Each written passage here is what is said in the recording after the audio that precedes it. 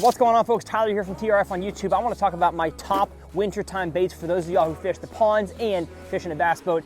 Let's talk about it. I'm gonna open up the 4-way waterproof latch box and talk about my first baits, which is hard baits. Suspending jerkbait is the best way, in my opinion, to fish slow, but also fast. It suspends in the water column, which means that it doesn't move. So once you crank it down to your depth, jerk, jerk, pause. Jerk, jerk, pause, and especially over shallow rocks, shallow grass, the edges of stuff, a jerkbait is fantastic. But let's say you have a little bit of a warm front during these cold winter months. A flat-sided crankbait, especially a red color, is a great way to catch bass that are shallow, feeding especially on crawfish around shallow rocks. So think the edges of boat ramps, think dams, think bridges. As long as it's got shallow rock, a flat side catches them in the winter. The next two are kind of polar opposites. We have an Alabama rig, a fantastic, slow-moving, really close to the bottom or in the water column search bait, and as long as you keep it above the snags, your wallet will thank you. And the one that you want to keep right next to the bottom is going to be a drop shot. I fish this thing 10 months out of the year besides the spawn, but especially wintertime, a drop shot is so essential. And if the water you're fishing is super, super cold, your bass are either going to be